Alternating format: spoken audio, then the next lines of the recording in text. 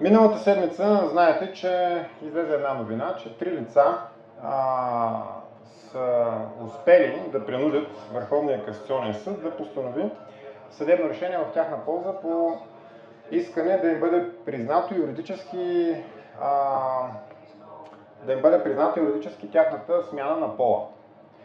Съответно Върховният касационен съд е използвал решение, което е на Европейския съд и поради тази причина нашата държава вече е задължена да направи това.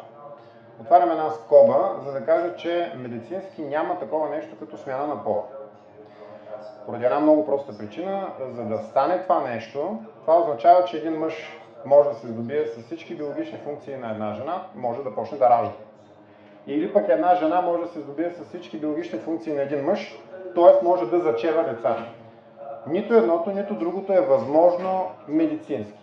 Следователно, терминът, за съжаление, употребявани в медиите смяна на пола, е юридически и медицински неверен и некоректен.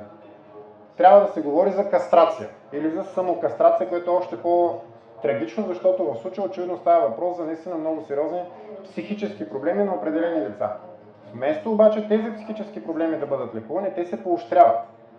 И стигаме до ситуация, в която въпреки че в България има решение, което от 2018 година на Конституционния съд, решение номер 13, с което ясно се дефинира какво означава пол, че той е само биологичен, че няма социален пол и така нататък. В момента ставаме свидетели на първо анулиране на практика на българската конституция и на второ прескачане на Конституционния съд, който единствен има правото да тълкува българската конституция. Това е много опасна практика, защото означава, че всъщност вече България няма своя конституция. Някой някъде може да реши в Брюксел или в Страсбург, че решения, които Конституцията е закрепила в своя текст, вече не отговарят на изискванията и на правата на Европейския съюз, следователно трябва да се промени Конституцията на България. Това е много опасно. Изключително опасно. И ние вече го виждаме в действие. Точно поради тази причина, единственото нещо, което ние можем да направим в случая е да се обърнем към Конституционния съд и сме подготвили едно искане, което вече сме подписали от нашата парламентарна група. Ето го тук пред вас. Това искане, разбира се, за да може да бъде внесено в Конституционния съд, трябва да бъде подкрепено от поне 48 депутати. В парламента има 6 парламентарни групи. ПП и ДБ знаете, че подкрепят всички тези практики. Те са за смяната на пола и така нататък и така нататък. С тях няма смисъл да се говори. С ГЕРБ и ДПС ние не разговаряме. Единственият вариант остава да се потърси подкрепата на управляващите от Прогресивна България. Днес вече проведахме неофициални разговори с тях, но чакаме до края на деня отговор дали биха или не биха подкрепили нашето искане, като сме готови, разбира се, във всеки един момент, както е редно да им го предоставим, да се запознаят с него, ако имат някакви забележки, евентуално по текста да ги въведат.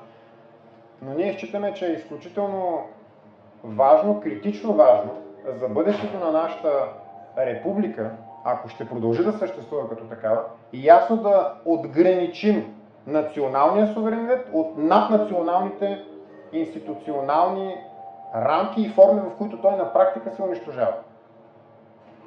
Пак ще повторя. С това решение на ВКС, на практика България престана да има своя конституция. И това е най-сериозният проблем. Някак си мина и така под килима заметено, защото края на лятото, скандали, бюджети и така нататък.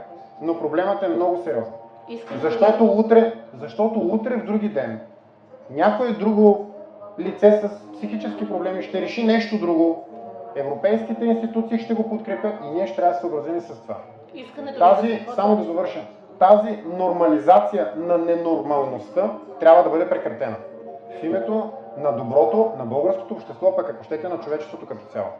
За какво точно искането? Какво пише? Как следва да се разбира съотношението между принципа на върховенството на Конституцията, задължителната сила на решението на Конституционния съд и задължението на Република България, проистичащи от членството и в Европейския съюз във връзка с защита на правото на личен живот и половата идентичност? Тоест, вие не искате да има някаква смяна на пола, така ли? Какво означава не искаме? То няма такова нещо. Не може, както не може. Вижте, Върховният касационен съд, както и всяко едно друго съдилище в нашата страна, понякога взема грешни решения. В резултат на което те отиват ето сега да използваме практиката на нашите, да кажем, опоненти, в резултат на което те отиват в наднационалните структури и оттам се оказва, че съдът е сбъркал.